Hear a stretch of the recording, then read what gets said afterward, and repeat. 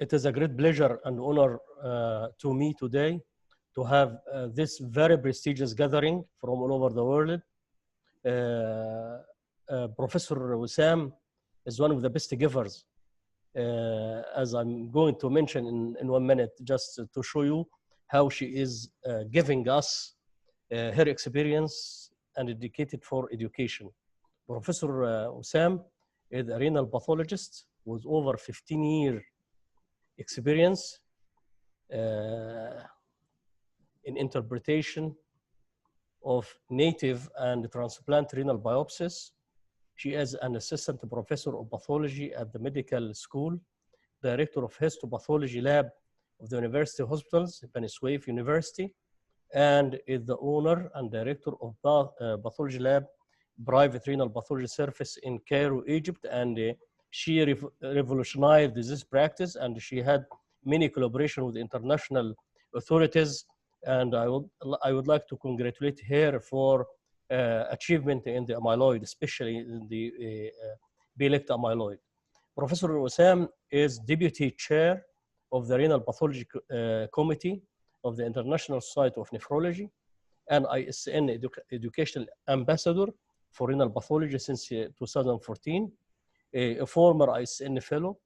She was a member of the Educational Committee of the International Renal Pathology Society in 2014. She had researched and published in transplantation pathology as well as other aspects of renal pathology.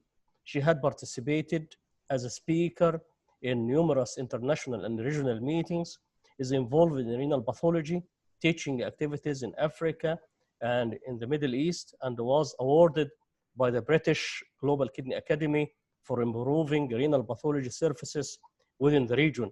And before the presentation, she talked to me that she worked with Professor Magid Nahas and Professor Ahmed Halawa at the time.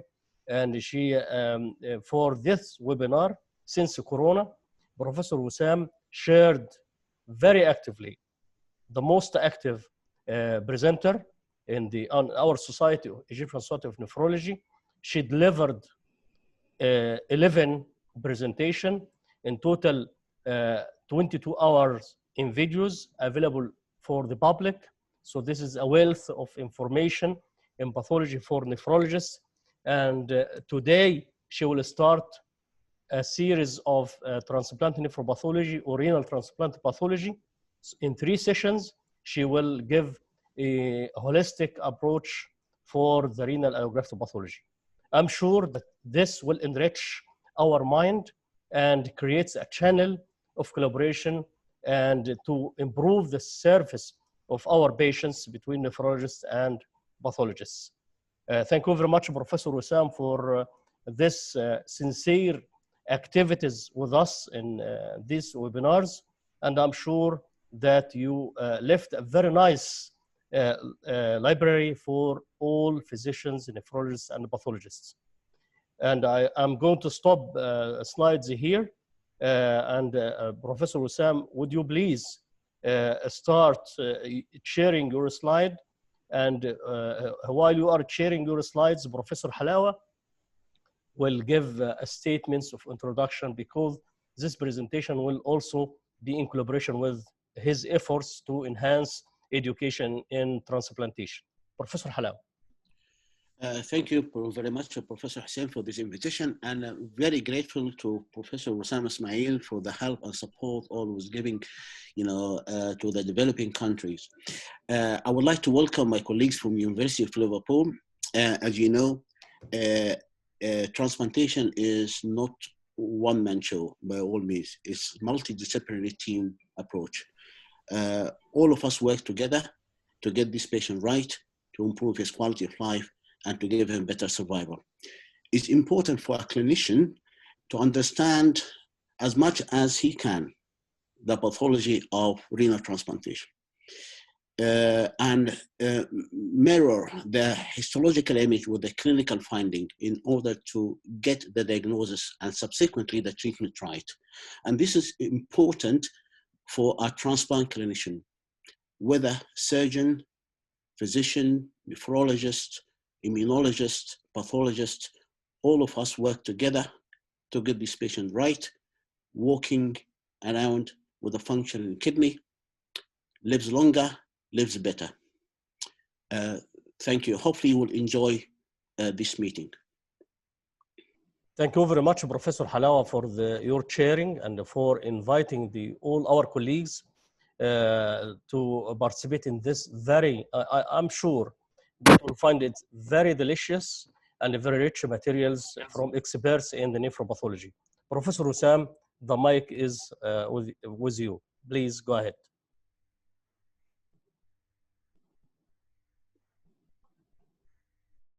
Where is Dr. Wesam? In a second, just I'm going to unmute Dr. Wesam. Yes, please. Thank you. Thank you very much. Thank you very much, Professor Hussein, Professor Ahmed. I would like to welcome all our guest attendees. It's really a pleasure.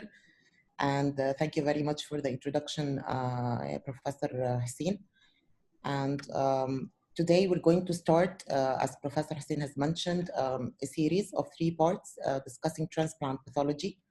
And I chose for today to discuss the general principles of transplant pathology, including the Banff classification, just to give a base about what we're going to discuss next time, which is going to be the rejection in more details, and followed by viral nephropathy and drug-induced injury. Okay. I know that we've been trying a lot to avoid taking renal biopsies, and a lot of work and a lot of literature is going on about how to figure out non-invasive ways to diagnose, to be able to diagnose or predict the process of rejection. But till now, till today, until this hour that we're talking about, renal biopsy remains the gold standard for evaluation of allograft dysfunction. And it's not only for accurate evaluation of the graft dysfunction, but allograft biopsy is very important because it gives us features with prognostic and therapeutic implications. So it is considered the most powerful tool in relation to transplantation. When we come to consider an acute allograft dysfunction or let's say allograft dysfunction in general, not only acute, the major clinical scenarios are usually graft primary non-function, delayed graft function, which occurs immediate or early post-transplant. Then we have acute deterioration of graft function, which can occur anytime post-transplant. And usually the major causes are ischemia, infarction, rejection, drug toxicity, infections, possibly recurrence of glomerular disease, and so on. But usually what is on the top of the list and our major concern is rejection. And this is why I'm going to start with it. And we're going to touch on the basis of rejection tonight. Regarding biopsies in renal transplantation, there are different types of biopsy. First is donor biopsy, and donor biopsy is applied for cadaveric transplants. And donor biopsies gained more importance due to the expanded criteria donors. So, but it's not applied for living transplants. So a donor biopsy is only used in cadaveric transplants. Then we have 0-hour biopsy, or what we used to call an implantation biopsy or a baseline biopsy. And this is a biopsy which follows immediate implantation of the graft. So it's taken intraoperative while the kidney has been vascularized. And this gives you usually a baseline about the graft you have implanted, especially if you did not get a donor biopsy in a cadaveric transplant, or if this is a living transplantation. 0-hour biopsies are very useful, and they're supposed to be also adequate biopsies because you're seeing the kidney itself, so you get a good baseline to start with. Then we have protocol biopsy, or what we call now surveillance biopsy, and I'm going to discuss them in a minute. And then we have diagnostic biopsies, which are the commonest type of biopsies. Other names are indication or for cause biopsies. Let's start with protocol biopsies. Protocol biopsies or surveillance biopsies are biopsies taken at a specific time point. For example, they could be usually taken in an early period or after 1 year. In comparison to diagnostic biopsies or indication or for cause biopsies, where you take a biopsy upon a cause, delayed graft function, acute dysfunction, chronic late dysfunction, before any change in immunosuppression, whatever, you have proteinuria, the different indications for an allograft biopsy. What do we mean by a protocol or a surveillance biopsy? It means that we have serial or sequential biopsies at defined time points in patients with stable renal allograft function. Now, this is very important. A stable renal allograft function does not mean a normal renal allograft function. It means a stable renal allograft function. So the patient has a stable function, whatever his baseline is, and this is the definition of a protocol biopsy. So you're not taking the biopsy because this patient has an impaired function or has a proteinuria or any other cause for the biopsy. Why is it considered a protocol or surveillance biopsies? Because usually these biopsies are taken at predefined time points. What are these time points? These time points are extremely variable, as you can see. It depends on the center, and it depends on the transplantation program you have in your center.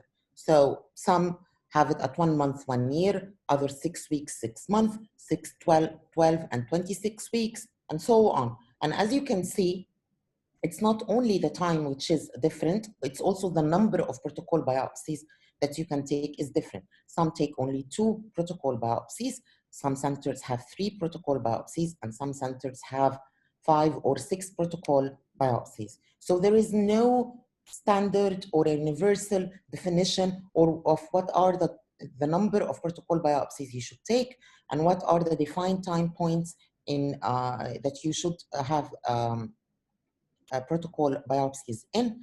Although it's always recommended that protocol biopsies needs to be taken within the first year post-transplant up to 2 or 3 years post-transplant.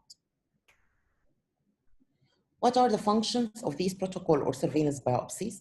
Functions are graft selection if we are dealing with cadaveric biopsies, a diagnosis of donor disease. If you have a 0-hour biopsy, then this is usually excellent.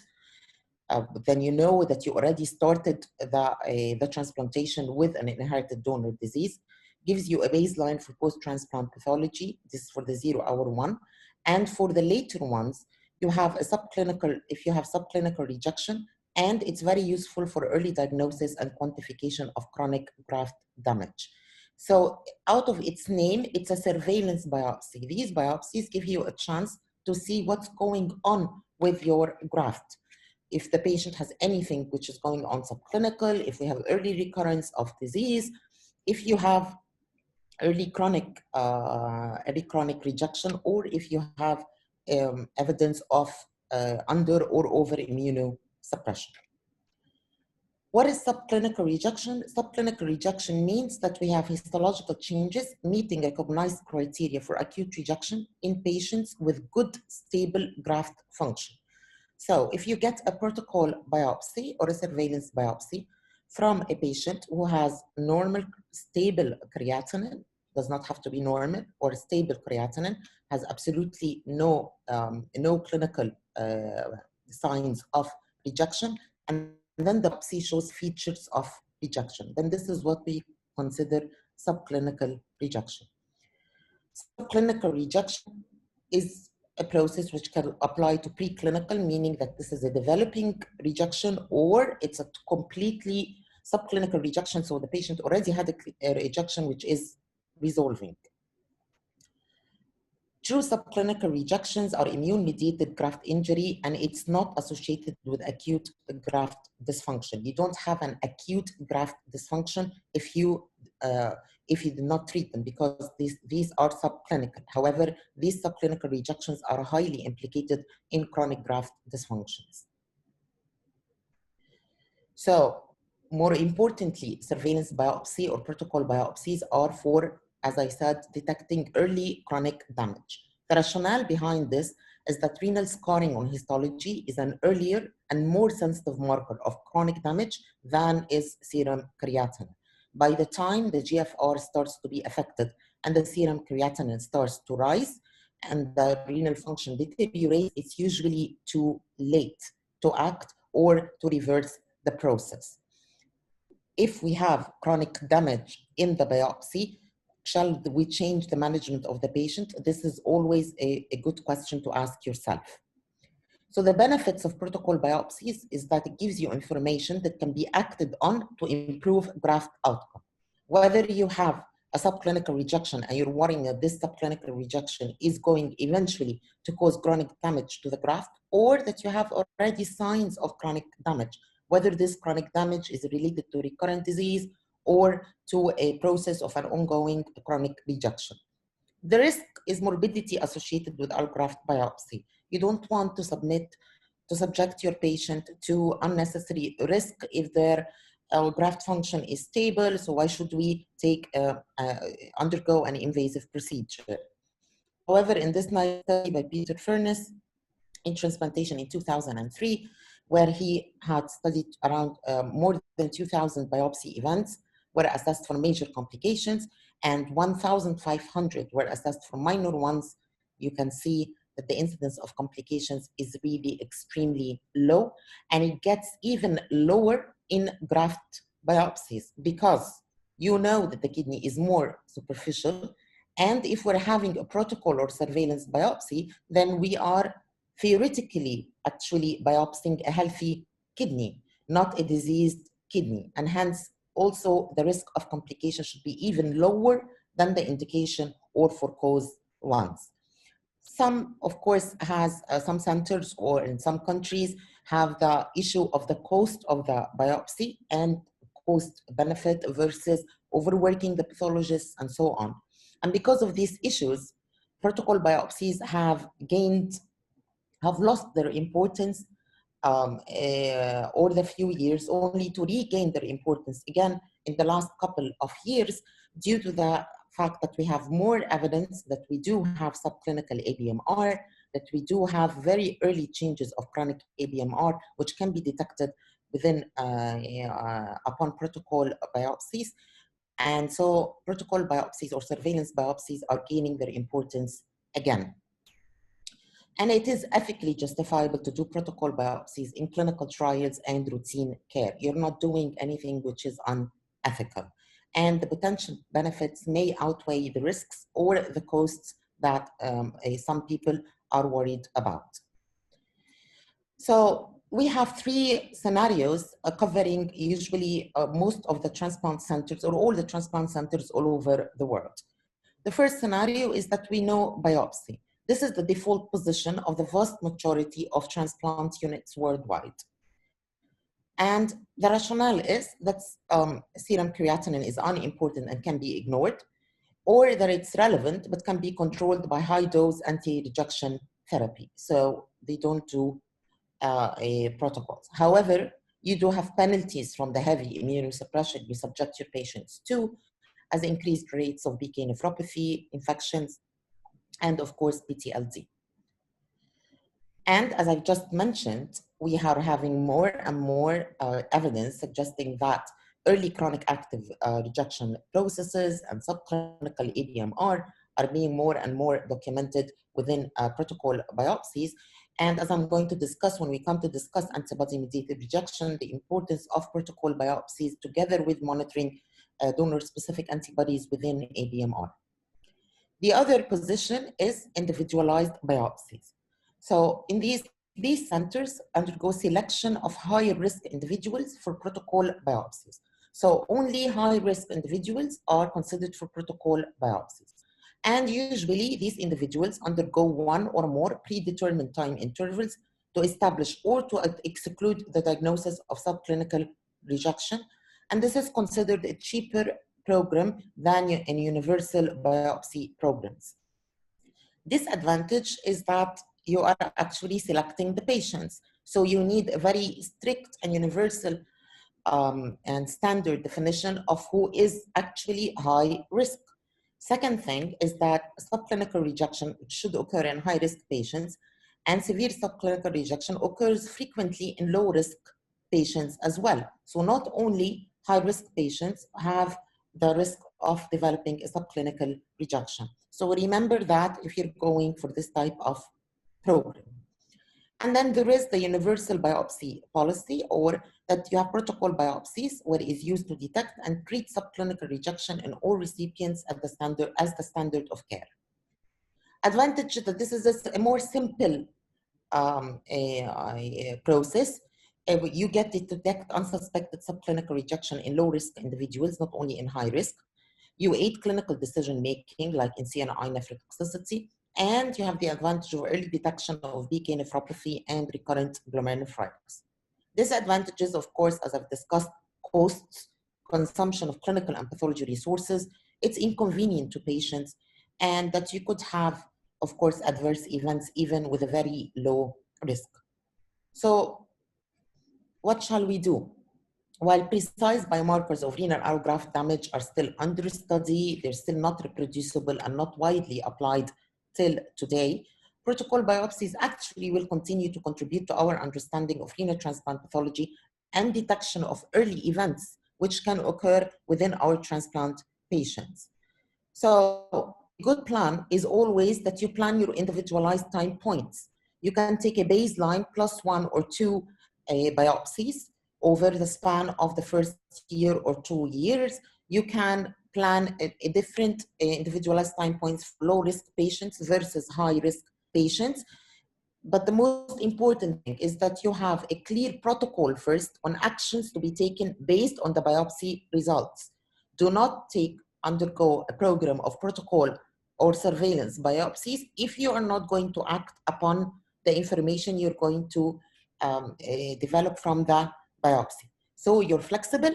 The point is we do need to have protocol and surveillance biopsies. We don't need to have 6 protocol biopsies. We can do with 1 or 2, you can individualize it according to the risk of the patients, but surveillance biopsies are very important, especially in the current era when we are dealing more and more with early chronic damage of the graft, which is undetected. Whether it is a protocol or a surveillance biopsy, or it is an indication or a for-cause biopsies, transplant biopsies workup is the same for all types of biopsy. Excuse me, Professor Wesam. Excuse me, because I'd like to make some discussion points here at this sector of the presentation, because it is very vital for us. We developed our experience in protocol biopsy. When we published our experience in 2006 in the American Journal of Nephrology. At that time, it was very difficult to convince transplanted patients with stable grafts to accept doing a biopsy, because biopsy is an invasive procedure. But we tried and we succeeded, and we did at that time 120 patients with a stable graft function. They were transplanted at least for 1 year, and the results were chronic changes were present in more than 80% of the cases, even if it's mild chronicity. Chronic calcium inhibitor nephrotoxicity was diagnosed in almost, as I remember, 7%, and some changes of diabetic, mesangial, so almost there are findings. And by the time we learned to include in our protocol to do 1 year biopsy if the patient is not involved in clinical trial. And some clinical trials, when we think of shifting from tacrolimus to mTOR inhibitors, a biopsy is needed before this decision. So if we do biopsy after 3 months and we find inflammation, subclinical rejection, this should be excluded from conversion from more potent drugs to less potent drugs. Whenever we find some inflammation, this is a call for us to adopt a little bit higher target of tacrolimus rather than conventional. So I am totally convinced by the role of protocol biopsy or surveillance biopsies, and we should individualize our approach according to the center facilities. And the most important is to do the biopsy in a very safe environment. Another point of experience that we got from 0-time biopsy, but we didn't publish this. The work was limited to 50 cases. And when we adopted time 0 biopsy in the dish before implanting the kidney, so it is ex vivo biopsy to know the status of the graft and to correlate it with the body weight, body waist circumference, etc. So biopsy is needed.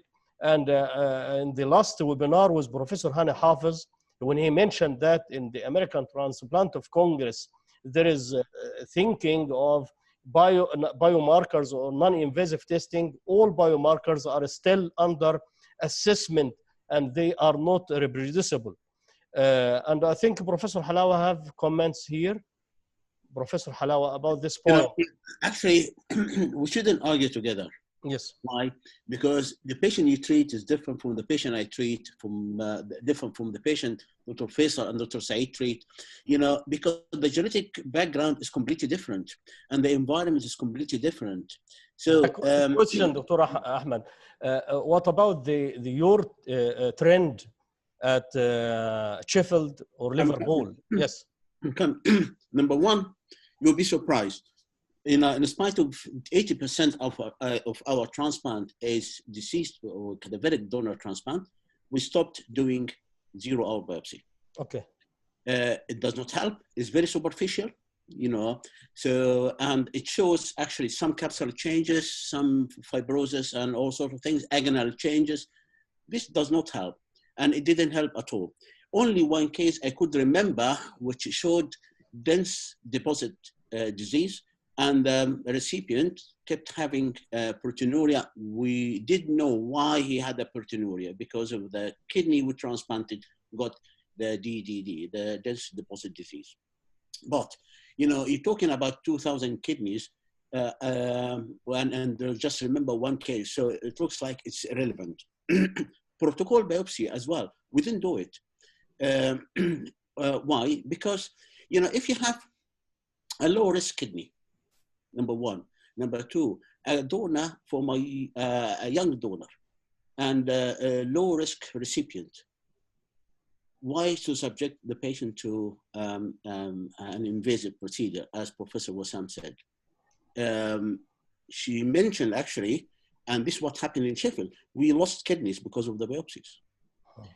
Patient had hematomas, hematuриas, and arterial obstruction because of the biopsies. So we shouldn't take the biopsy as a standard practice or day-to-day practice, and I agree with her that it should be individualized rather than blanket approach, biopsying every patient coming through the door. And don't forget, most of the protocol biopsies were done in the cyclosporin era, where subclinical rejection was definitely an issue. But now, tacrolimus, MMF, Cambath induction, AGG induction, whatever induction is, a strong strong immunosuppressive medications, actually more accurate monitoring as well. So I don't think subclinical rejection is a major issue. But the studies in cyclosporin era showed that when you treat subclinical rejection, actually will prolong and improve the graft survival. What else? And nothing else actually I would like to say. So the 0 biopsy not performed. I agree with you, Professor Halawa, about 0 biopsy. We'll stop it here. But for protocol biopsy, because we are always in clinical trials, we do protocol biopsies. And we have Dr. Yasser Abid from Cambridge. He wrote on the chat that this is the practice to do 0-time biopsy, and I'm trying to unmute him to have the last comment about this point, not to interrupt the presentation of Dr. Wesam more than this. Dr. Yasser? So at Edinburgh's Hospital, we do time 0 biopsy for all cadaveric kidneys. Yes. And it is very, very, very useful. But they don't do protocol biopsy at all. I did work at the Hammersmith Hospital as well. They used not to do protocol biopsy at that time, but they used to do protocol biopsy for everyone, but they do it more frequent than what is mentioned during the presentations. They do it at 6 weeks, 3 months, 6 months, 1 year, 3 years, 5 years, and 10 years, but they don't do protocol biopsy. And I think it's very useful. And I think Spanish group addressed the issue of subclinical rejection in very nice work. And they stated that if we apply DSA plus biopsy even early, within 6 weeks of transplantation, this may change our mind in optimizing immune suppression and to save the graft on the long term. And the Japanese experience found that diabetic changes can be reversed by transplantation. So a lot of benefits. And the major clinical study done after tacrolimus, 10 years after tacrolimus, there are chronic changes. And this will raise the attention toward improving immune suppressive treatment in transplant patients. But as the discussion show, you can find some disagreement about the protocol biopsy, but the biopsy for diagnosing event biopsy is critically needed. And sorry for interruption, Professor Wesam, but we like to hear from others the experience everywhere. Professor Wesam. Of course. This is very useful, and especially in a debatable issue like protocol and surveillance biopsies. And I actually agree with all of you. With Dr. Ahmed, you're totally right. When we had cyclosporin, then we had subclinical rejection, but at that time it was T-cell mediated. And as I'm going to show you, we did not know that we had subclinical antibody-mediated rejection. So now the story is changing. It's not only the problem that we have. Definitely tacrolimus have controlled a lot of subclinical T-cell mediated rejection. We used to detect earlier and in the earlier studies for protocol biopsies done by Roche and so on at the era of cyclosporin. But actually, we do have another problem with very recent studies, especially with tacrolimus and the fluctuation of the level of tacrolimus in these patients, and actually another call that even patients on tacrolimus should undergo protocol biopsies due to the fluctuation of their levels. So as I said, you're totally right. The numerous protocol and surveillance biopsies have lost all their importance. Now we need to be more targeted, more individualized, and know why are we doing these protocol surveillance biopsies, what are we looking for, and how are we going to manage these patients depending on the biopsy findings. Okay, as I mentioned, transplant biopsies workup. It won't make a difference whether this is a protocol biopsy or an indication biopsies. Any transplant biopsy has to be examined by light microscopy. This is the routine, by immunofluorescence or immunoperoxidase. And C4D, in this scenario, the C4D is routine.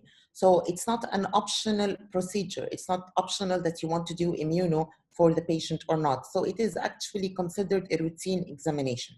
We are now also considering routine SV40, and a lot of centers actually do routine SV40 for polyomavirus nephropathy on their biopsies, and it should be applied, as we're also going to discuss within these talks. And then we have the regular immunoglobulins and complement factors. Well, this mainly depends on again, the center's policy. Some centers, some big centers, do routine immunoglobulins and complement on their transplant biopsies. Other centers, like ours, for example, do it upon suspicion. If we know that the original kidney disease is a glomerular disease, if we have any suspicion of recurrence of a glomerular disease, or if there is suspicion of a de novo glomerular disease upon the biopsy. And then electron microscopy. Up till very recent, till last year, electron microscopy was not considered mandatory for the examination of transplant biopsies workup. And it's still not mandatory, but it's starting to be more and more recommended. And what's recommended, as we have discussed earlier before in our online series, that you take a sample in all cases for EM, and that this sample is being processed into a resin block, into a semi-thin section where you can examine it by light microscopy, and then only these specimens or these biopsies are upgraded to the ultrastructural level if needed. Why is this procedure? Because this cuts the cost considerably. So this is a cost-effective way and time-effective way of conducting electron microscopy examination for transplant biopsies. And we all know, of course, that not all centers have access to electron microscopy facilities. So this is why we say that it's good always to have the sample ready, not to subject the patient to another unindicated biopsies just for electron microscopy study, and then we can select which patient which is going to be upgraded. So this is the recommendation in 2009, that you need to obtain an EM sample whenever you're having a biopsy. why are we doing this, or when is it going to be really highly recommended, or we should consider it mandatory to have electron microscopy study if we're considering recurrent disease, especially if we're considering recurrent FSGS, because actually the ultrastructural changes of recurrent FSGS occurs before you see it upon light microscopy. So early on, you get the diffuse effacement of the porocytes on electron microscopy for patients with primary FSGS before the FSGS is actually clear in the biopsy. Patients with antibody-mediated rejection risk, sensitized patients who had donor-specific antibodies at any time post-transplant, or they have a history of a prior biopsy which had C4D positive, had microvascular inflammation, and so on. So these patients have a risk for antibody-mediated rejection, and as I've said, then you need to detect early on that these patients, their antibody-mediated rejection episodes were not controlled, that their DSA are actually harmful, and that you do have evidence of tissue injury in the biopsy. And these early changes can be detected by electron microscopy. So it is actually advised in all biopsies, which are performed 6 months post-transplant. So if you have surveillance protocol biopsies, indication biopsies, this is what we mean by all biopsies. And it's recommended in 4-cause biopsies or indication biopsies done more than or equal to 3 months post-transplant. Why? Because we need to determine if we have any early changes, mainly for transplant glomerulopathy, which are present, and then this can prompt testing for DSA. Again, same concept applies. We can debate which will be more cost-effective, which is easier. This is highly individualized and depends on a lot of centers. Centers with easy access to electron microscopy studies, then it would be more cost-effective for them to perform an EM biopsy and detect the early ultrastructural changes of transplant glomerulopathy, and hence prompt the testing for DSA. If you don't have this, then maybe you would find it easier to do DSA. If you're not taking, if you're a center with no protocol or surveillance biopsy program, then these options are not going to work for you. So, as everything in transplant, always need to individualize what your needs, what tests to be provided, what exactly would be required for your patients.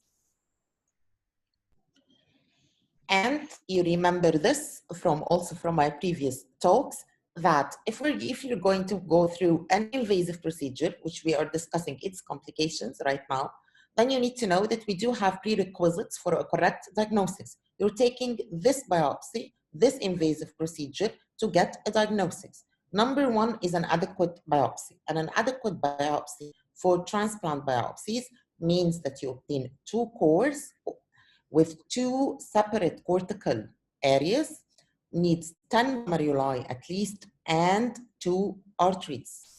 Even we have some very non-renal pathologists who even say that 2 arteries is not enough and that we need more. But at least what we consider an adequate biopsy are these: 2 cores, 10 glomeruli, and 2 arteries, not a single core with 20 glomeruli. We need to look at separate cortical areas.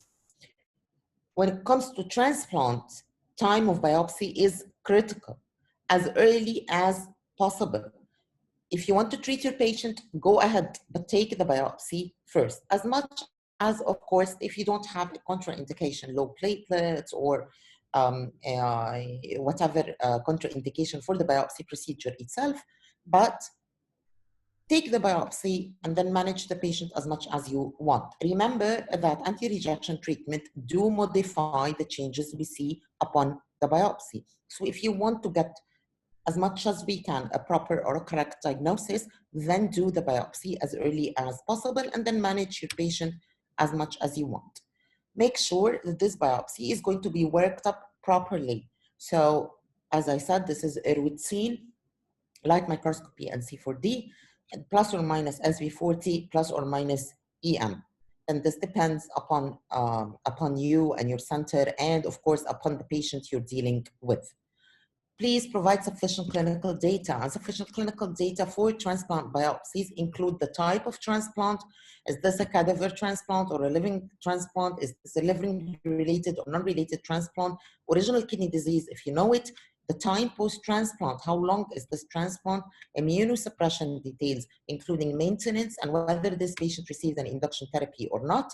What's the baseline serum creatinine of this patient? Not only his current serum creatinine, if the patient had any form of viral infections or bacterial infections, if the patient has any comorbidities, diabetes, hypertension, and so on. You would be really surprised if we're complaining about lack of clinical data in native biopsies. It's even much worse in transplant biopsies. A lot of things are not considered significant to be told or to be written in the pathology request, including proteinuria, including whether the patient is diabetic or hypertensive, including original kidney disease, and sometimes even not the time post-transplant. Maintenance immunosuppression is usually ignored, and so on. So please make a point that all of these data needs to be included. Most importantly is that these biopsies need to be examined by an experienced pathologist. And bear in mind that not every renal pathologist is a renal transplant pathologist. So you have excellent renal pathologists, but simply they do not read transplant biopsies. So you have to make sure that a transplant biopsy, and because this is a precious biopsy and grafts are precious for the patients, go to an experienced renal pathologist who has very good experience in interpreting transplant biopsies. And more importantly, you really need to understand the biopsy reports and what's mentioned in the biopsy, because this is what's going to guide the management to your patient. And this is what I'm going to focus on tonight. So it's not like what you have sometimes in native biopsies. So you just read the diagnosis. No, it doesn't work this way with transplant biopsies. You really need to look carefully at the details and the scores which is included within the report. Why is all of this important? Because really transplant biopsy interpretations are complex, and there are so many factors which needs to be taken into consideration. Whether this is a rejection, this is an ischemia, are we very early post-transplant? Is this drug toxicity? Do we have any infection? Do we have an infection and a rejection? Do we have a drug toxicity and a recurrent glomerulonephritis? And so on. So interpretation is based on time, etiology, possible, or the information or the possible information you can give to the pathologist, because then this gives you a direction out of the actual maze of interpreting renal transplant biopsies. And to adequacy. Okay, as you can see here, we have two cores of cortex. One core is more or less a normal kidney. This is the one on the left, and it's a very nice core. We have absolutely nothing here, no inflammation, nothing, a very nice kidney. And on the right hand, you have, as you can see, extensive inflammation and inflammatory cell cost. This is pyelonephritis. These two cores come from the same patient. This is a single biopsy from the same patient. These are not from two different patients. So this is what happens when you obtain a single core. Which diagnosis you want? Do you want a diagnosis of an acute tubular injury, or do you want the real diagnosis of an acute pyelonephritis? Which one is it? In transplantation, processes are extremely patchy and diseases are very patchy, whether they are infection, whether it's a rejection. So this is a very common scenario. So always obtain two cores. If you want a diagnosis, take two cores. It's as simple as this. One core is not accepted in a transplant biopsy. Second thing is get arteries. Make sure that you get arteries within the biopsy. This is an example of a biopsy. This is the first biopsy of a patient who was data and post-transplant. The biopsy had 8 glomeruli, but 0 arteries. There wasn't a single artery. And this patient had, of course, this was an indication biopsy, and his creatinine was increasing. And as you can see, it did have a T-cell mediated rejection. I was not very comfortable with this biopsy because it had eosinophils, which was suggesting that maybe something else was going on. And so I alerted the clinician, and the clinician was actually very cooperative, and he started the patient on a more aggressive therapy, but he had to stop it because of the complication. And the problem is that we did not really have documented evidence in the biopsy that this rejection seems more aggressive than what it is. But then look at the second biopsy 8 days later and look at his blood vessels. Our suspicion within the first biopsy was actually correct. The patient had a very aggressive rejection. We already started some very early chronic changes. He had to stay 18 days till we could actually give him the proper treatment or management for this type of rejection. What was the problem? The problem is that we had an inadequate biopsy. Make sure that you get arteries within the biopsy, or know that if you don't have arteries, then you are not getting the full picture within this biopsy, and you need to consider this within the management of your patient. When we come to interpret transplant biopsies, this is actually a process within, this is a combined process between the pathologist and the nephrologist. As you can see here in this comic, the pathologist is reporting borderline changes, borderline rejections.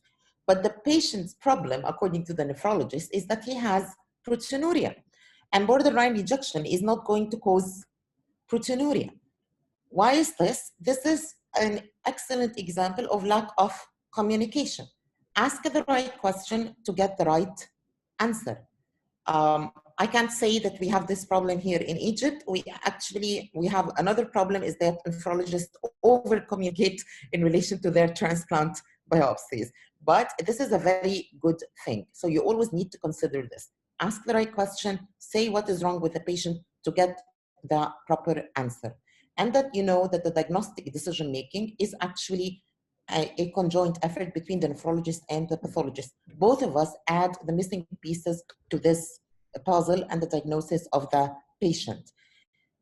If the pathologist tells you this is thrombotic microangiopathy, we need to make sure that the pathologist does not mean drug toxicity and the nephrologist thinks that this is rejection. Because in this scenario, we're simply talking Chinese and Russian to each other. We are not even talking the same language. And this is why it is very important that we unify the nomenclature we are talking about to have standard histological criteria and speak one language. And the single language we are going to speak within the transplant pathology is the agreed upon international definition and classification of transplantation. And this is where the role of classification comes. The main target of classifications, basically, since transplantation started, was prediction of graft outcome. This is the most important target we have. This is what we rotate upon since we started transplantation. And we had very early trials of classification earlier in 1976 and in 1984. However, all these classifications did not gain any form of acceptance till we have we had Banff, the Banff working classification in 1993. Anyone who works in a transplant center, who works in transplantation, who happens to a transplant related lecture or talk, or even hear his colleagues discussing a transplant patient, will hear the word Banff. So Banff has started with a very small group of nephrologists, transplant surgeons, and pathologists in a small city in Alberta, Canada, which is called Banff. And so the Banff is not an abbreviation. The Banff is the name of this lovely city in Alberta. And in 1993, this classification was mainly targeted towards providing standard endpoints for clinical research. But somehow the classification gained very wide acceptance among pathologists and clinicians and started to be applied in day-to-day management of transplant patients. Banff is not your regular classification. So it's not a classification which showed up in 1993 and then it was updated a few years later and that's it. No, Banff is a whole process of evolving transplant pathology as the transplantation world evolves. And this is why I'm going to spend some time on explaining how this classification works, so you really know what does it mean. So since 1993, there is a routine meeting which is being held every 2 years. In the beginning, it was always in Banff, and then it started to circulate through in the whole world. So every 2 years, there is a meeting, and this meeting, its aim is to modify or update the classification. Within the 2 years, there are internet discussions via emails. We used to have early on some form of platforms to discuss the pathology findings, but now it has been even modified to what we call Banff working groups, as I'm going to show you.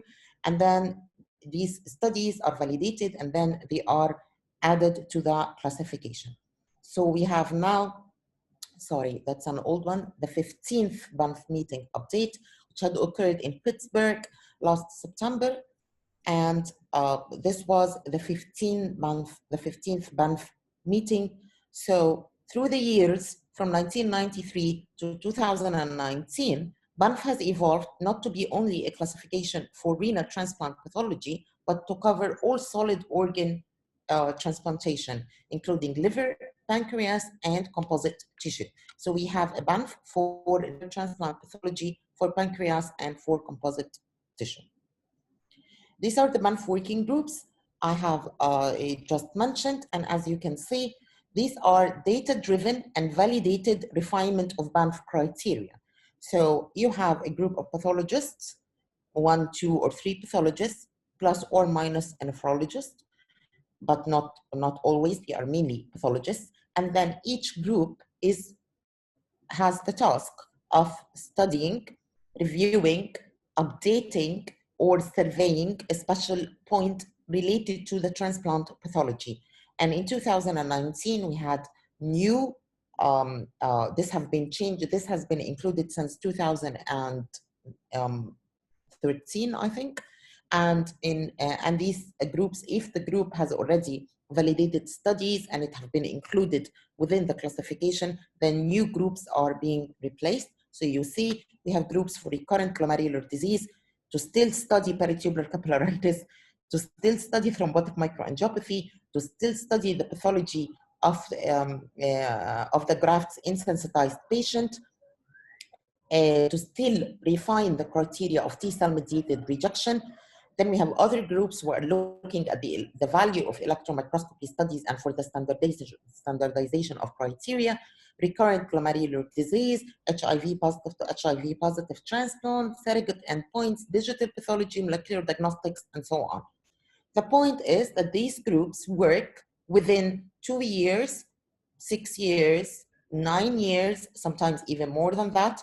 Every couple of years, the results of these groups are presented at the Banff meeting, and if the Banff Society is convinced that these data is valid and convincing, then the data is included within the update for the classification, and the classification is refined. If the society or the community feels that no, this we still need to work upon it, then the group again continues the work. For example, the T-cell mediated rejection group has been there since 2011. The TMA group has been there since 2015. Same for the sensitized group, and so on. Let me take you through the journey of Banff so you better understand the process of how we evolved within transplantation pathology and within the transplantation world, and how our understanding in transplantation have changed. And simply, Banff reflects every single major step which had been taken in our change, which has been taken in our understanding in transplantation pathology. So in 1994, we had the Banff working classification. And at that time, all what we knew about rejection was actually T-cell mediated rejection. This was the major rejection we knew about. This was the main rejection. We knew very little info about antibody-mediated rejection. We only knew that we had the hyperacute rejection and what we called at the time subacute antibody-mediated rejection. And this was all our information about antibody-mediated rejection. So all the focus was on T-cell mediated rejection, and this was our major concern at the time. And as we've discussed earlier in this talk, this reflects actually the cyclosporin era and the subclinical rejection with T-cell mediated.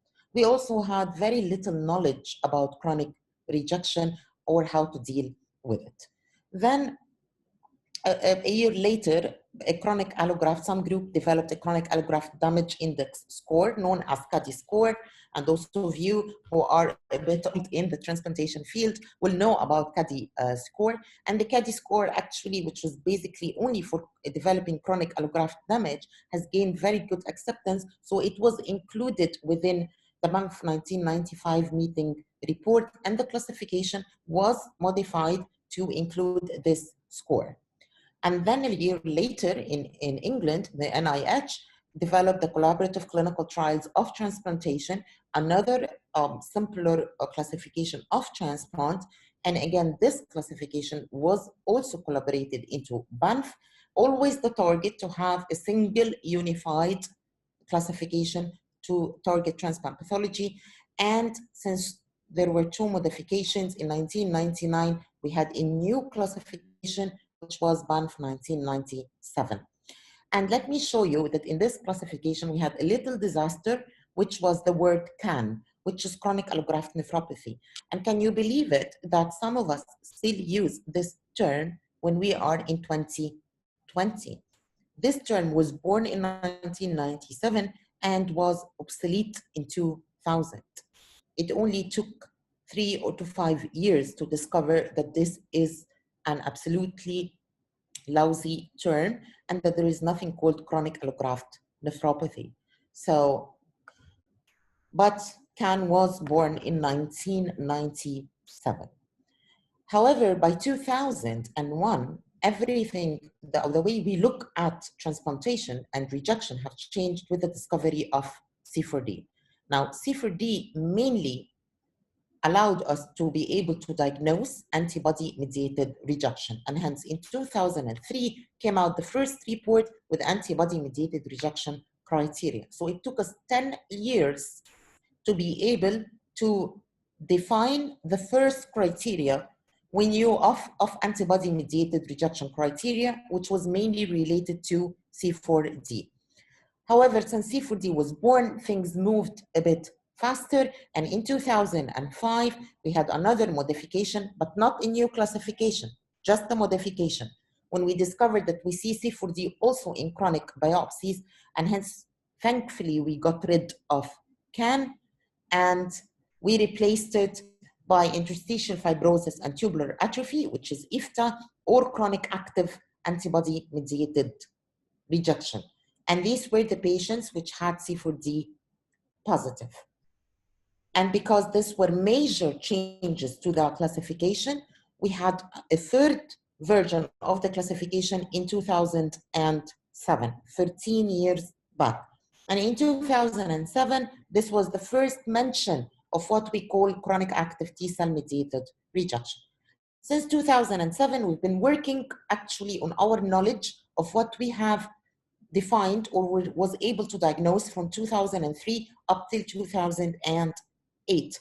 So we developed different scoring systems to refining the diagnostic criteria, more evidence for C4D, more updated reports.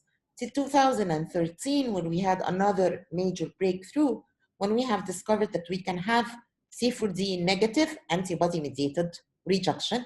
And this was also coincided with the development of more sensitive methods and easier methods for detection of donor-specific antibodies, which were starting to be more widely applied, and they were much more sensitive. So we started to measure donor-specific antibodies, know that patients could have an antibody-mediated rejection, which is C4D negative, and we have recognized that we do have types of antibody-mediated rejection and that it's not all the same type, and hence came up the Banff 2013, Banff 2015 meeting reports, mainly defining these new findings.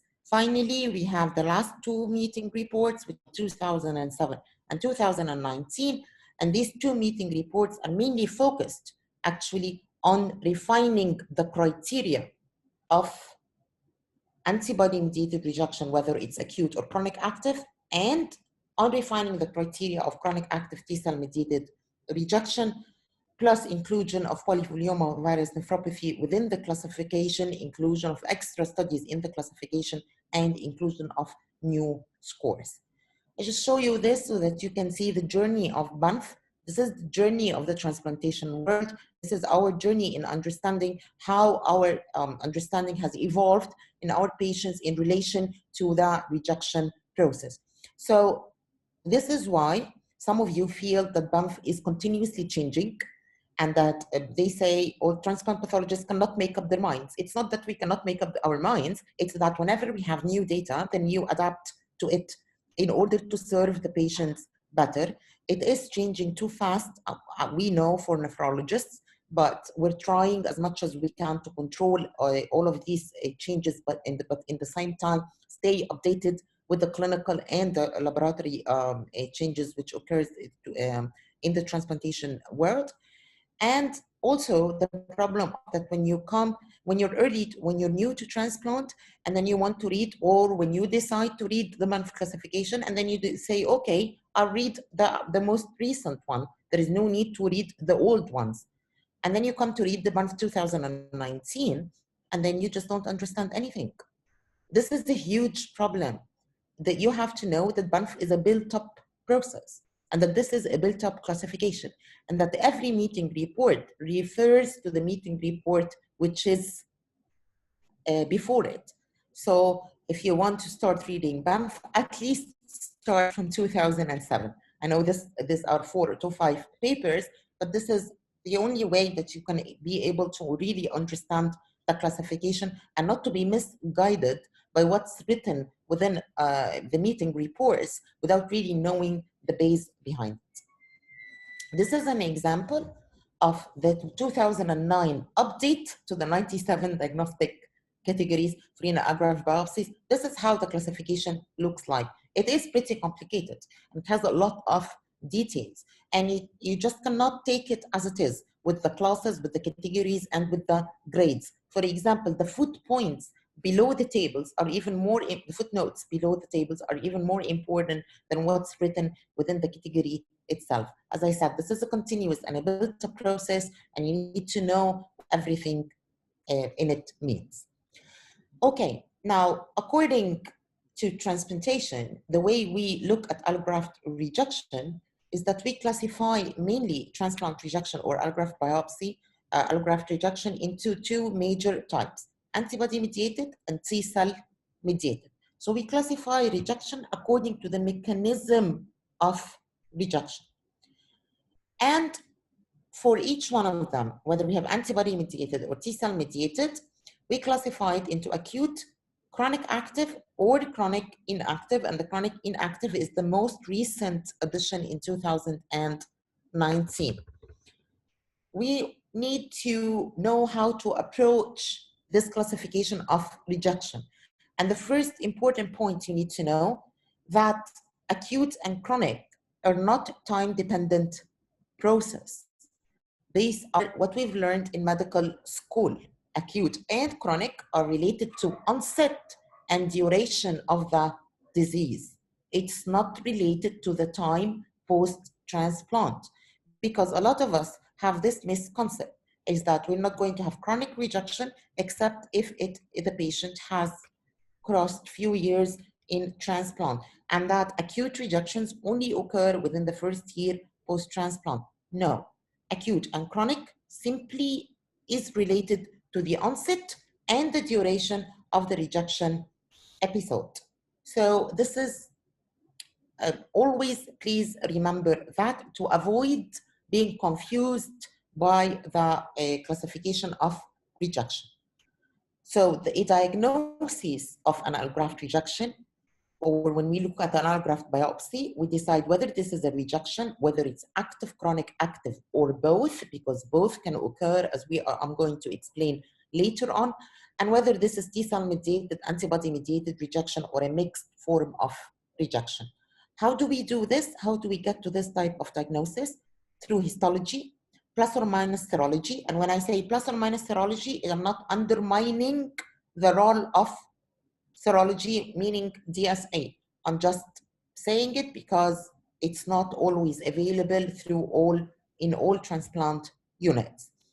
Plus or minus clinical presentations, because we have already been discussing that we can have subclinical rejection, and the patients with chronic active rejection takes a long time till they really present with a significant clinical presentation. How does Banff works, or what's in the classification? The classification mainly has, or had up till 2019, 6 diagnostic categories. So we have 6 diagnostic categories. The first category is a normal biopsy or non-specific changes. The second, third, and fourth categories are related to rejection. So category 2 is antibody-mediated rejection. Category 3 is borderline changes. Category 4 is T-cell mediated rejection with their grades and classification, and we're going to discuss them later in detail. Then we had category 5, which was interstitial fibrosis and tubular atrophy, if the cause is unknown. And then category 6, where other changes are not considered to be due to rejection. So this is the outline of the Banff. That we, first of all, we have categories of diagnosis. And remember that although we classify rejection into T-cell mediated and antibody mediated rejection, this is not what happens within our immune system. This is a classification we create to make things easier for us, for management and for understanding. But actually in real life, you have a dominant component and a less dominant component, or you have a co-dominant component. So at one end, you have an intensity of an antibody mediated response and a very small cellular response, and hence this is a dominant antibody-mediated rejection. On the other hand, you will get a pure T-cell mediated rejection. This is the dominant arm is for the T-cells arm, which can have a less dominant antibody-mediated arm, which is going actually to be treated when you treat the T-cell mediated arm. But you have patients in this orange triangle where actually these patients have a co-dominant components of both mechanisms, antibody and T-cell mediated rejection. So we classify as much as we want, but patients do not always follow our rules. And when you mount an immune response, you really don't know which one is going to take the upper hand, or whether you're going to have a co-dominant or a mixed, what we call a mixed form of rejection. So remember this point. So antibody-mediated rejection can occur with borderline changes, with T-cell mediated rejection, and with IFTA of unknown cause. Every single category of the rejection can coincide. Borderline changes, you can have T-cell mediated borderline within ABMR, or with other changes which are not to be considered due to rejection, viral infection, for example. And the same, you can have a TCMR with a viral infection, with a drug toxicity, or with an ABMR.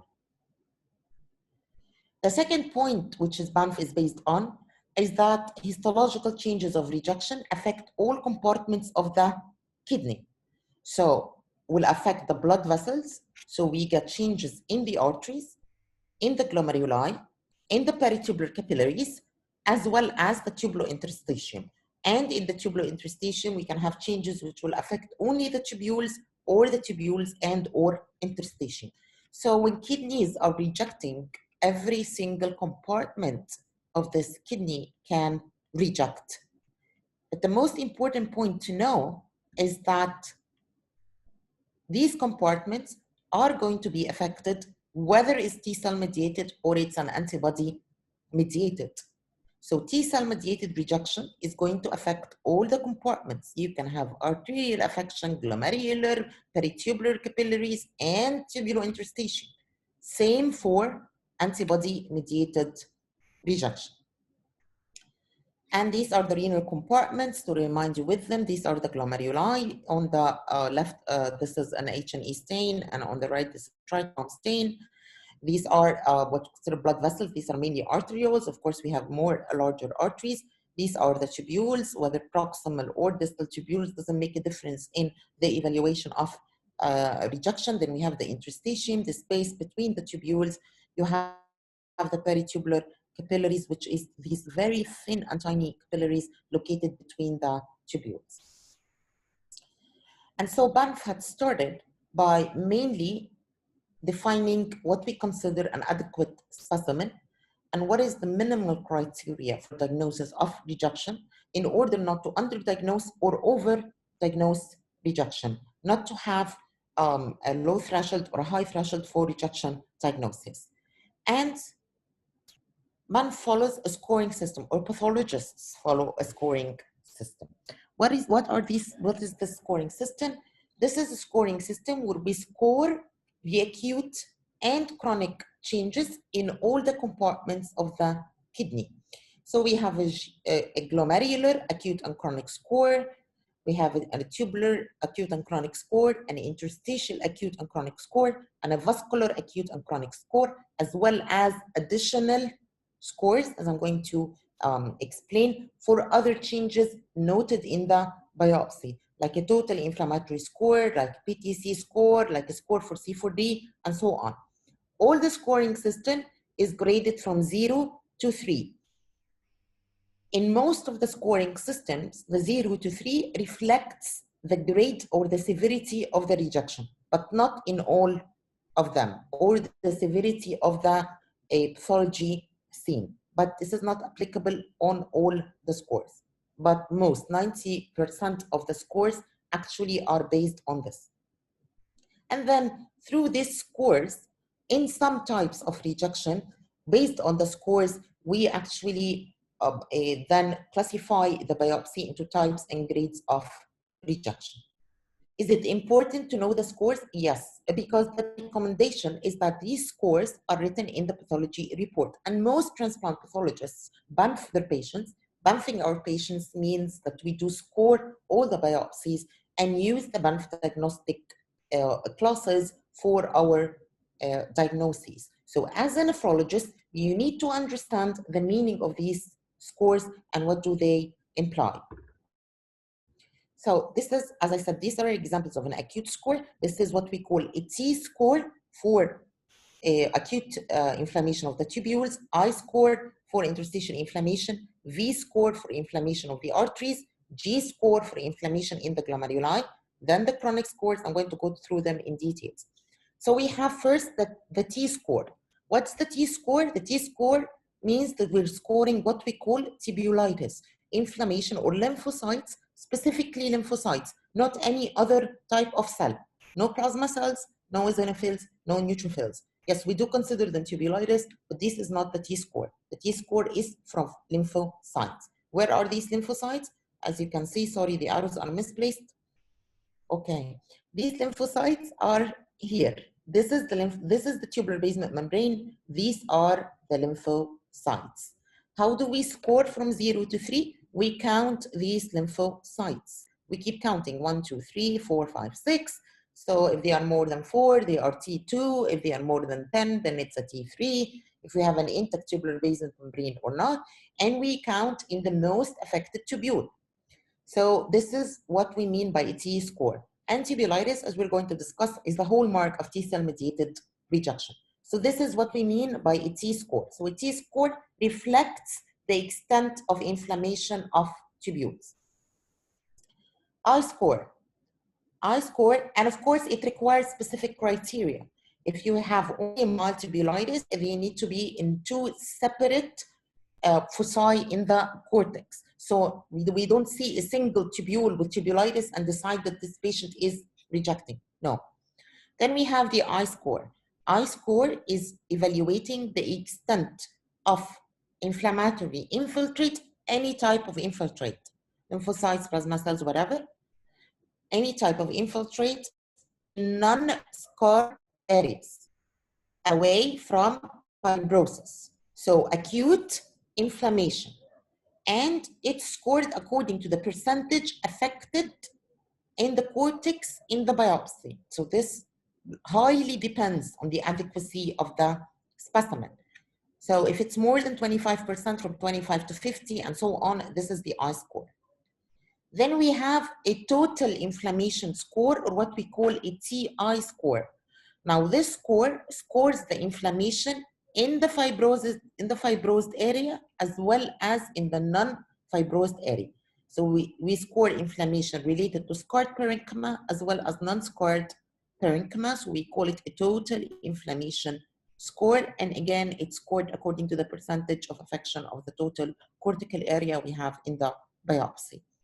We also have a new score, which is the T-IFTA score. And this is also a score for the tubular inflammation in atrophic tubules.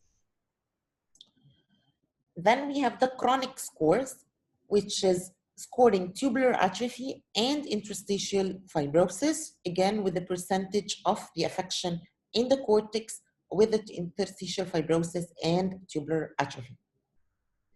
Then the blood vessels, we look for a lesion which is called entemal arteritis or transplant endarteritis, depends on what your pathologists use.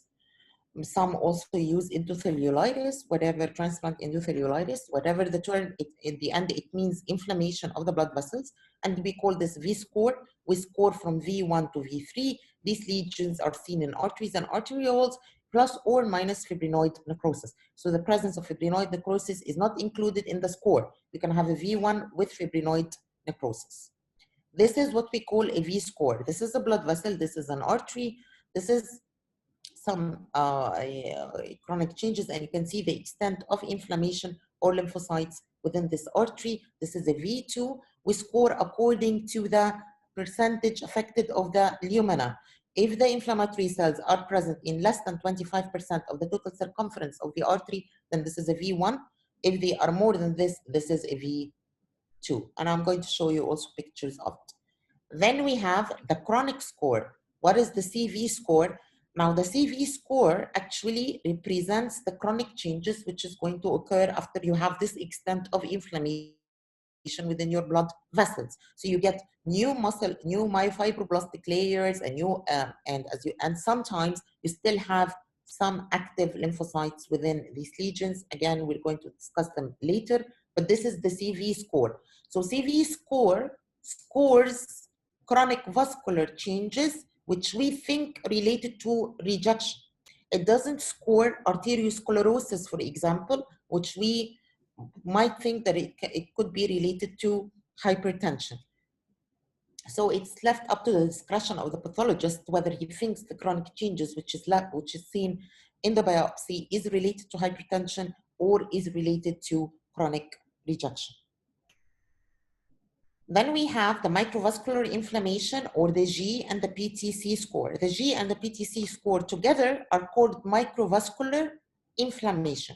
And what do they score? They score, again, inflammation inside the glomeruli, inside the capillaries, which is the G score. And not just inflammatory cells, inflammation with endothelial cell injury. So we have to see endothelial cell injury plus the inflammatory cell, not just that we see few neutrophils or few lymphocytes within the glomerular capillaries. And the chronic changes in the glomeruli is what we call CG score. What does CG score measures?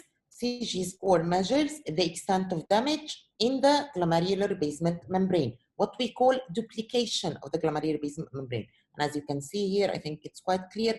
You can see that you have one layer of the GBM and another layer, it's duplicated here. Again, you have two layers of the GBM here, again here.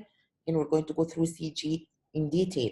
So the CG score does not cover glomerulosclerosis or segmental sclerosis. It does not score chronic glomerular changes. It scores only chronic glomerular changes which are related to rejection. Then we have, as I said, the peritubular capillaritis score, or the PTC score, which is the inflammation within the peritubular capillaries, again, any cell. And we have the chronic score for the peritubular capillaries, but this score is only done ultrastructurally. This is a change which can only be seen on electron microscopy, and it's called PTCML score, short for peritubular capillary multi-layering. When peritubular capillaries start to be affected by chronic rejection process, you get multiple layers of their basement membrane. So this score is only performed on electron microscopy, and if you don't have electron microscopy, you write it as NA. It's simply not applicable. And we have other scores which are not directly related to the rejection process, but related to drug toxicity, mainly CNI toxicity, which is the alternative arteriolar hyalinosis score, which is a sign of chronic CNI effect. And finally, we have the C4D score. So when we stain for C4D, we also score the C4D positivity. We're not going to get into details of C4D now, we'll leave it to the ABMR, but just to show you for those who are, it's their first time, C4D stains peritubular capillaries. So this brown staining you're seeing, this is immunohistochemistry or immunoperoxidase, and this brown staining is the PTC staining, and it nicely outlines extensive peritubular capillaritis, as you can see here. And so we score the C4D staining. Again, this is C4D by immunofluorescence and by immunoperoxidase. And because C4D is extremely important in evaluating transplant biopsies, the Banff in 2013 have developed a grading system of, earlier even than 2013, but in 2013 we have reached almost the final scoring system for C4D staining.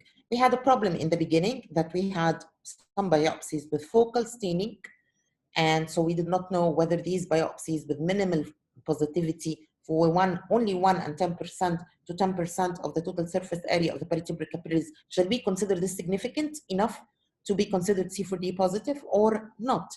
And same was applicable for C4D2. Now, until this study, which was done by Michael Miach in earlier than 2013 and was integrated in Banff 2013, so 7 years earlier than now, where we have concluded that actually it depends on the sensitivity, on the technique used. So we know that immunohistochemistry is 1 grade less sensitive than immunofluorescence. And I remember earlier I have been asked, how do we compensate for the technique in our interpretation? This is an example of how pathologists compensate for their knowledge that when you're using immunoperoxidase, you know that it's less sensitive than immunofluorescence. So the end result is that the minimal staining of C4D, if you're performing immunofluorescence on fresh frozen tissue, not on paraffin tissue, on fresh frozen tissue, we don't know the significance. A C4D0 is negative, a C4D3, which is diffuse more than 50%, is positive.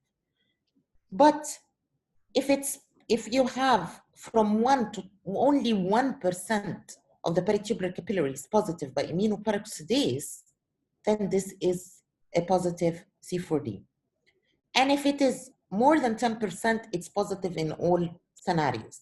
So to summarize it up for you, any C4D staining by immunoperoxidase, meaning or that it's done on paraffin fixed tissue. So even if you're performing immunofluorescence on paraffin fixed tissue, this is still considered immunohistochemistry. Any more than 1% C4D staining in cortex or medulla is positive C4D. If you're performing immunofluorescence technique on fresh frozen tissue, then a C4D1 score, meaning from 1 to 10%, has an unknown significance. We don't know whether to classify it as positive or not. Anything more than 10% of the peritubular capillaries is positive, again by immunofluorescence. I'm going to talk about Egypt. In Egypt, most transplant centers utilize immunohistochemistry and immunoperoxidase for the staining of C4D. So any C4D staining, please, any score of C4D staining is positive. There is nothing called C4D1 score, which is negative. Any C4D staining is positive, and it makes sense because we already know that if we stained these C4D1 positive cases by immunoperoxidase. If you were stained by immunofluorescence, then they are going to be scored as 2, so which is considered positive. Okay. So to sum up, remember that allograft rejection affects all compartments of kidney, vascular compartments and tubulointerstitial compartments, and that these compartments can be affected by T-cell mediated and antibody mediated rejection. They can be affected combined or isolated. So you can have an isolated affection of the vascular compartment or the tubulointerstitial compartment, whether it's T-cell or ABMR, it doesn't make a difference. And that both of these compartments can be affected by active and or chronic lesions. What does this mean? It means, yes, I can have an active lesion in the tubulointerstitial compartment and a chronic lesion in the vascular compartment, which is related to rejection. This does not mean that the patient has more than one diagnosis. It means that the patient has a spectrum of the whole of the findings of the rejection. And both of these compartments are affected early and or late. It's not related at all to the time post-transplant. So please remember that this is anatomy, this is mechanism, this is a type of rejection that's active and chronic, and this is related to time post-transplant. Don't mix them up. So always classify the way you look at allograft rejection properly. Know that there is a difference between mechanism and that each mechanism can affect any anatomy and that any parts of this kidney can be affected by any type of rejection, whether active or chronic active, and that all of these changes and both mechanisms of rejection can affect the allograft at any time, whether early or late. Just 2 points on the Banff 2019 kidney meeting report, which was published last month. And as I mentioned, the 2019 kidney report mainly focused on updates, I don't think even last month, a couple of weeks ago, mainly updates on and clarification of criteria for T-cell and antibody-mediated rejection. And this is the new categories of the classification. I'm sorry, I know it looks pretty complicated, but more or less everything is more or less the same. We're going to go through all the details of this through the rejection. However, the major change is the change of category 5, which is for the first time within Banff. Category 5 includes polyomavirus nephropathy isolated. So this is the main changes, and it seems, I'm not sure, I still have to ask, that they have removed category 6, which used to describe other changes other than rejection. So we still have the same categories, normal, non-specific, category 2, 3, and 4 related to the rejection processes, but now we have category 5, which is related to polyomavirus nephropathy. Please correct your terminology and know that antibody-mediated rejection does not equal vascular rejection. We used to call it this ages in the dinosaurs' age, but this has changed. So please know that. Please know that thrombotic microangiopathy does not equal drug-induced. Please know that transplant glomerulopathy does not equal antibody-mediated. These are pathology patterns and are not diagnoses of diseases. Please know that T-cell mediated is not always tubulointerstitial. And as I'm going to mention, C4D negative is not antibody mediated, and the word chronic active rejection is not chronic end stage.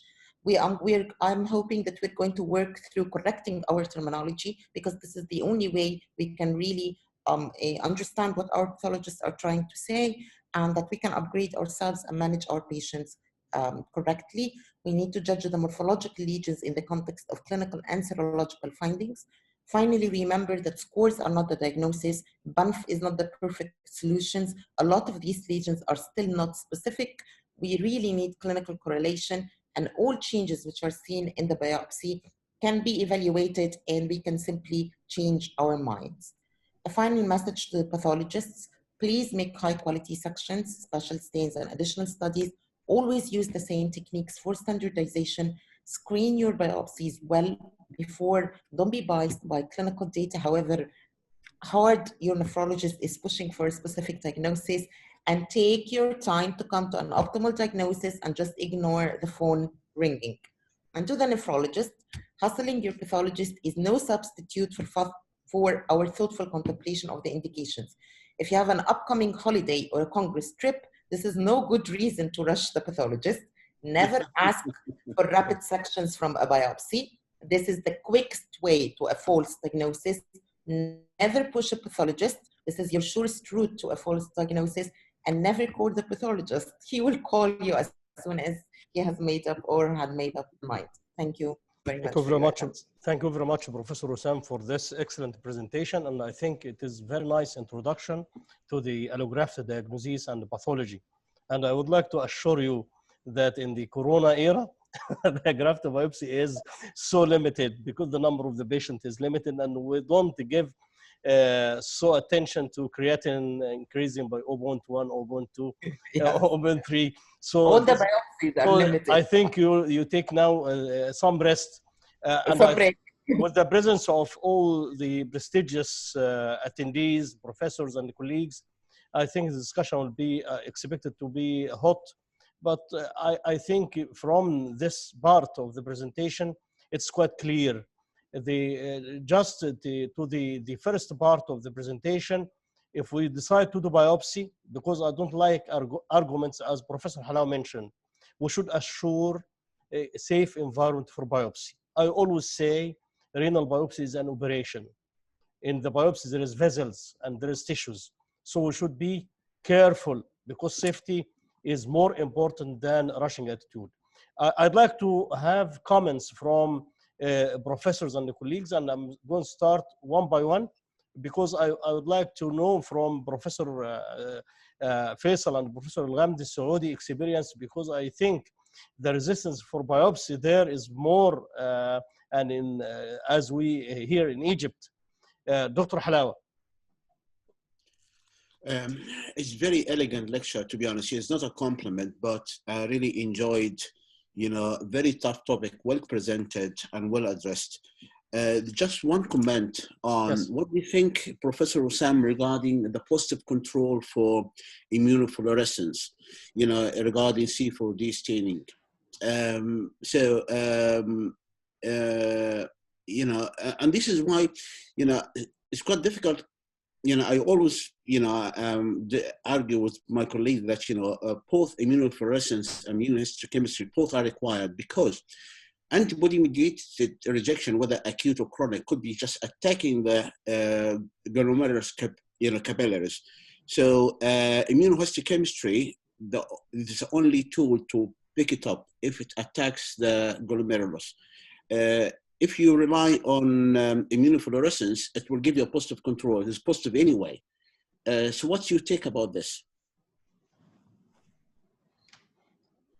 Professor Wesam, sorry, she is unmuted. Yes, Professor Wesam. Okay, thank you very much, Ahmed, for your comments. And yes, first of all, we need to run a positive control always, and we always do this. And a positive control on the slide. So any immunohistochemistry technique which is done, you always have a positive control. We need to not to confuse people and know that C4D on peritubular capillaries is transplant specific. But of course, we know by now that transplant glomerulopathy, we can detect it early on by the C4D deposits along the GBM.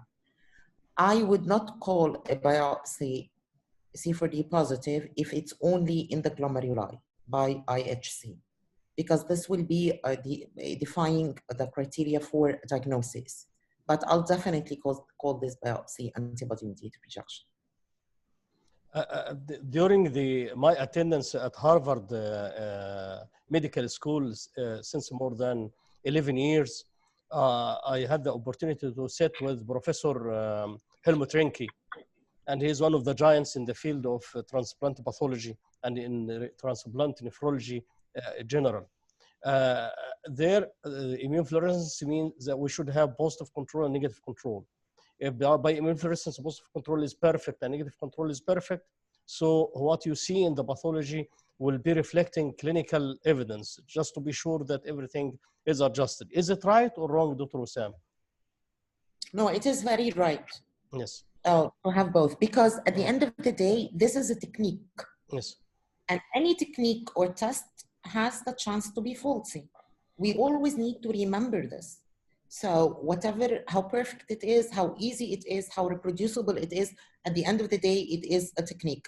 This is why controls have to be run all the time, especially in something as important as the C4D. By IHC, it's very easy and it's very reproducible antibody actually, but you still need to run a control because also IHC is affected by fixation. And also a comment on what Professor Halawa had mentioned, that remember, it is really, if you have a high clinical suspicion that the patient has ABMR, or you know that your patient is high risk, or you know that your patient has DSA, then yes, I would push that CPD also to be done by IHC. Because remember that in IF procedure, this is a different core.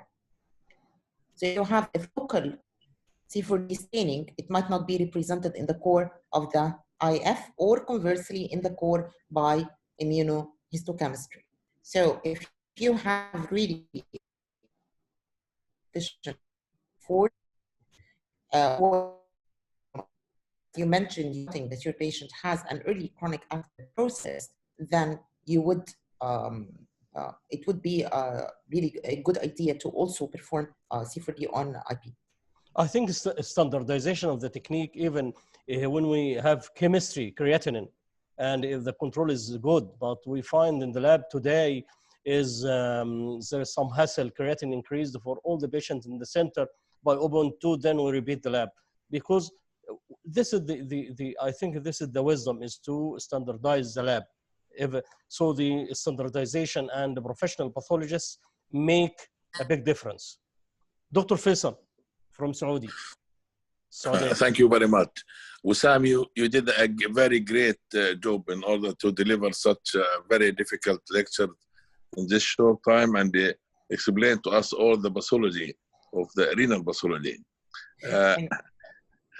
Really, probably I will tell, this is my own experience, that we learned a lot from protocol biopsy till we reached to the standard and or at least to know the dosage of the treatment we are giving to our patient.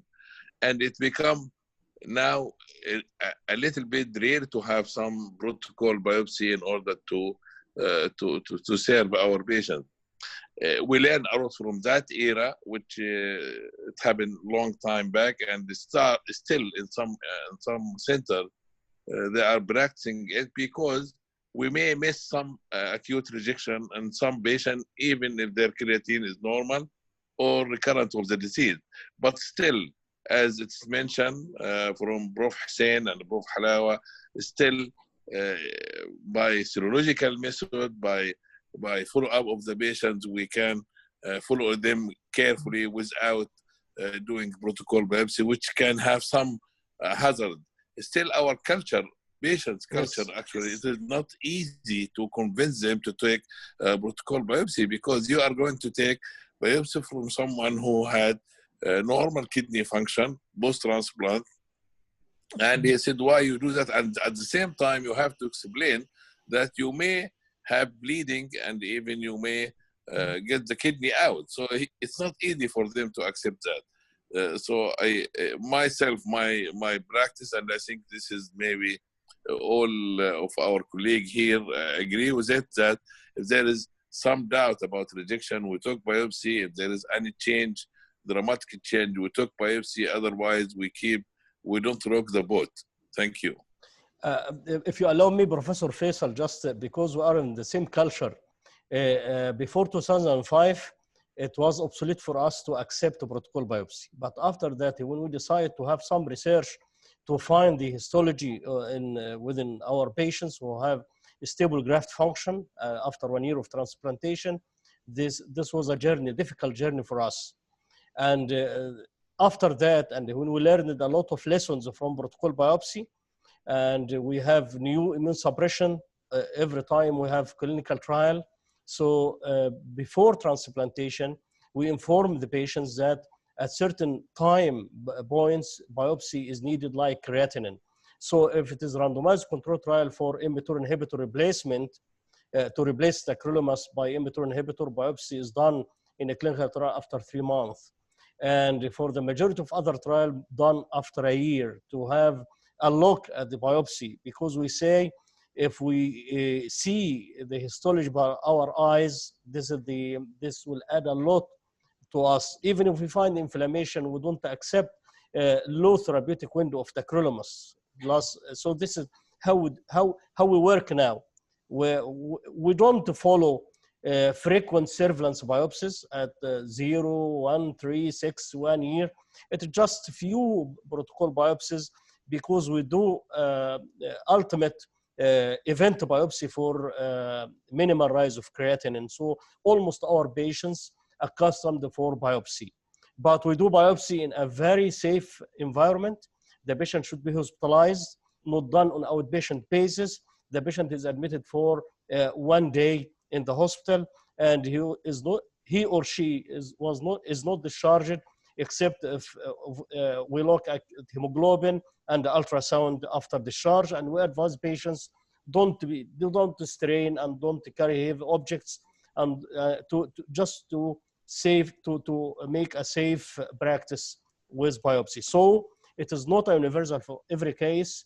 We are not rushing. We follow safe, and we are careful, because as you say, it is in our culture there is some resistance for that. But we succeeded to overcome resistance by informing the patient that at 1 year we'll do biopsy, at 3 months we'll do biopsy. That's it. I agree with you, Hussein. I agree with you 100%. Some, even in Saudi, King Faisal are doing that, taking protocol biopsy, and but they inform the patient pre-transplant that we may need to have some biopsies after transplant. The patient already have the trust with their physician, and they take it from the start. But in some other center, with the patient that is still new and he doesn't have the full information, maybe sometimes it's difficult for them to convince about protocol biopsy. And if there is no study, there is no, I didn't think that there is no rules to do it if it is not in a special study, if it is yes, especially in a small center, not like Mansoura, which is with a huge number of patients. Thank you. But the protocol biopsy, if we diagnose rejection, subclinical rejection, I know the evidence in this era is not strong. We treat rejection. If we say if we see T cell mediated or antibody mediated without impact on clinical on creatinine, we treat this rejection. But to do rebiopsy after treating these patients, as shown in the discussion in the chat, we can have different opinion. Professor Halawa wrote in the chat, it's better after a week of treating the subclinical rejection, because creatinine is normal all the time, to repeat the biopsy. We may not repeat the biopsy, and we may just treat the rejection and keep the immune suppressive treatment on the high therapeutic target. Professor Halawa, do you do repeated biopsy after a week, or you say that you don't do protocol biopsy? Generally speaking, we don't do protocol Yes. biopsy, Okay. for the last 10 years. But we have very selected patients where we transplant patient, again, is positive cross-match. Sometimes, we have double incompatibility, where the APO incompatible and HLA incompatible transplant. And this is where you need to biopsy them. Yes. And actually, sometimes, if it's smidge of proteinuria or slight rise in creatinine, we grab the patient, take a biopsy, and see how it goes. And sometimes, surprisingly, the histology sometimes is not clear, and the clinical picture is not clear. A lot of things happening here together. You cannot rely on C4D staining in APO incompatible because already stained. So we prefer to confirm by another biopsy after treating for, and usually a week or two. Remember, sometimes, and I'm sure all of you will see it. Next day after the biopsy, creatinine improves. So we haven't got the results back yet, but it looks like the biopsy was therapeutic and flattened the kidney. So, Dr. Yasser Al-Mulla? So it was a great clip, there is no doubt. So what is... We can't hear you quite well. Can you Dr. Yasser, would you please repeat and take your time for your comment? So the question, if I got it correct, is whether we need to repeat the biopsy or not. So at the Edinburgh Hospital, we don't do a protocol biopsy, but we do the time-zero biopsy, which I said, based on our data, is very useful. At the Hammersmith Hospital, where I used to work, they do the protocol biopsy. And if they found a rejection, what do? So at the Hammersmith Hospital, they do TAC monotherapy. So there is no steroid, there is no MMF. And if they found that there is subclinical rejection, what they would be doing is that they would be adding the steroid and they would be adding the MMF on top as well. Do they repeat the biopsy? They don't repeat it just because they found the subclinical rejection. But as I said, they do their frequent protocol biopsy when they do 6 weeks, 3 months, 6 months, 1 year, 3 year, 5 year, and 10 year. But at the Edinburgh, they don't do a protocol biopsy. Thank you very much, Dr. Yasser. I really, I'm happy because, by your attendance and your discussion. Dr. Saeed Al-Ghamdi. Unmute yourself, please, Dr. Saeed. Yes, assalamu alaikum. Wa alaikum assalam. Thank you very much, Wesam. It's really great presentations. And as usual, I learned from you, and this really was a marvelous one. Thank you. Actually, King Faisal Specialist Hospital in Jeddah, we do perform about 230 kidney transplant a year, similar to that, or slightly more in King Faisal Specialist Hospital, Riyadh campus. And Riyadh, Dr. Khalid al-Shari is probably more inclined to do protocol biopsy than we do here, but sometimes it's done when there is a new protocol, when there is actually part of the research protocol, but not routinely done. And this actually is really routinely not done. We do actually the light microscopy and the immunofluorescence for C4D, and electron microscopy is done only when there is an indication. Your voice, Dr. Saeed. So that's actually the situation we have right now. And we do biopsy, have very low threshold for doing indication biopsy. And rarely there's a day where there's no more 1 or 2 biopsies done for population. And actually, we feel that the biopsy probably is quite useful in this situation. And certainly, nobody in this time actually will depend on the creatinine or protein, whatever abnormalities might happen. We should have a very good question about it, and I'm sure it's that based on that, Dr. Saeed, there is some problem in the sound. So I think because of the problems in the sound was Professor Saeed, I think all of us agree about the optimization of the surface, to be careful in doing any invasive maneuver like biopsy. In event cases, biopsy is indicated. All of us agree about that. For protocol biopsy, I think if we are in clinical trial and if we are convinced, we will do protocol biopsy at least once, because it will augment our view for treating the patients. I would like to welcome Dr. Riyad Saeed. And if he has any comment, it's a pleasure, Dr. Riyad, and we to have you, Dr. Riyad Gordon. It is unmuted now, Professor Riyad. You are welcome. الخير أولاً. مساء الخير. You are welcome. الحمد لله. مساء الخير من عمان. شكرا جزيلا وسام على المحاضرة القيمة. شكرا دكتور حسين. Thank you very much. I enjoyed the talk. Thank you. Two things really. Protocol biopsy at our center, we don't do that for several reasons that I heard from my colleague, Dr. Saeed Al-Ghamdi, Dr. Faisal Shaheen. Really, we don't do protocol biopsy in our center. But kidney biopsy usually will do it when it is indicated on clinical background. That's our practice in our area. I agree with Hussein that should be done under strict, safe conditions. And in our place, I'll do it always CT guided kidney biopsy. We don't do ultrasound, we do under CT guided, and we have great results. All stain. Dr. Riyad Basha, why you do it by CT and the graft is very superficial?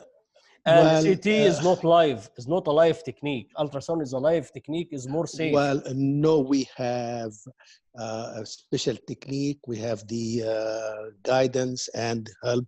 And I think it's really what's beautiful with us. We have, I'll tell you, for the last so many years doing CT guided kidney biopsy, both native and transplanted one. I'll tell you, we are lucky. I can't less than 1% we have any mishaps. So really, that's one thing. We are lucky. Secondly, I agree with you 100% that we should really keep the patient in the hospital for at least 24 hours. It's not our practice to do it on outpatient basis, not to send the patient on the same day, just observe, because most of the studies will say the first 24 hours after the biopsy is the most critical ones, and your patient should be really in the hospital to be observed with serial hemoglobin, serial monitoring of his vital signs. Back to the pathology that really Wesam explained greatly for C4D and other really scores that we have. Unfortunately, we don't have electron microscopy, and to me, at least, electron microscopy in the native in the transplanted kidney, it will add an extra mile, but not really as critical in native kidney biopsies that we have. That's really my comment, and it's great really listening to Wesam and the discussion from my colleagues, different parts of the country. Thank you very much, Professor Riyad, for your contribution in this webinar. But I think Professor Wesam will tell us in the next session about why in the Banff 2019 they are stressing upon and they increase the magnitude and the help of electron microscope. So we'll hear from Professor Wesam next time about this issue. I agree with you, but really, let's say in Jordan, we have in Amman, only one center will do for us really the electron microscopy, and it's costly.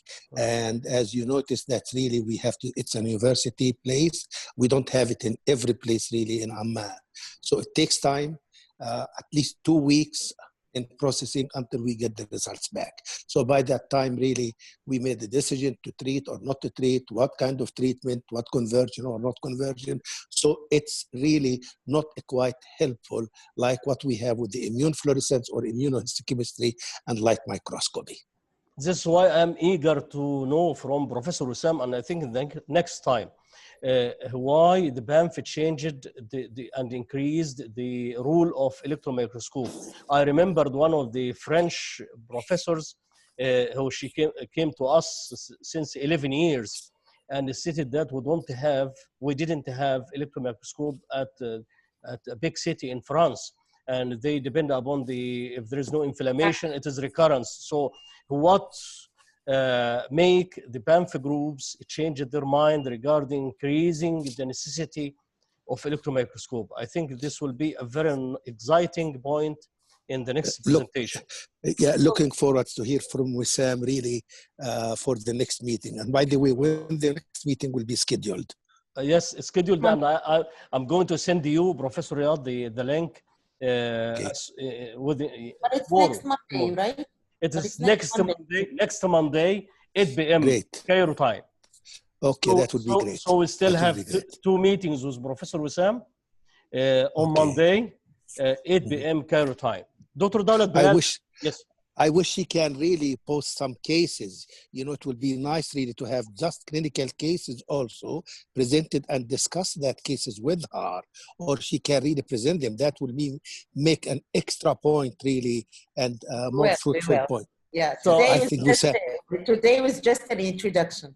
Okay, we are waiting for your cases. Dr. Riyad, I would like this opportunity to invite you to present a case maybe in the 3rd week. As complementary, as you always master the clinical pathological sessions with Professor Wesam. So this is an invitation for you to share us either in the third Well, session or in a looking separate forward session. for that. Yes, Looking forward for please. that. Please, this is an Looking invitation. forward. Dr. Okay. Dawlat, Thank you. Dr. Dawlat Bilal. Thank you. Bye-bye. Thank you very much, Bash. Thank you. Bye-bye. Bye-bye. Dr. Dawlat. Unmute yourself, Dr. Dawlat.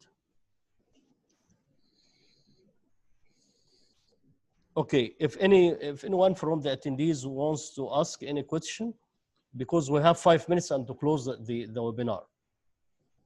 Dr. Dawlat raised her hand, but she is unmuted and okay. So until Dr. Dawlat unmute herself, Dr. Halawa, do you want to add anything? No, thank you very much for this, presentation and for this talk. It looks like, one size does not fit all. Yes. So different practices, yeah, and all these practices is acceptable because we should look at the outcome. So are you getting good outcome means your practice is safe. So this is why I said at the beginning, we shouldn't argue about, what you would do, because we do things differently, because we have different patients, different environment, different, genetic makeup, different resources as well. Dr. Muntasir Zaid.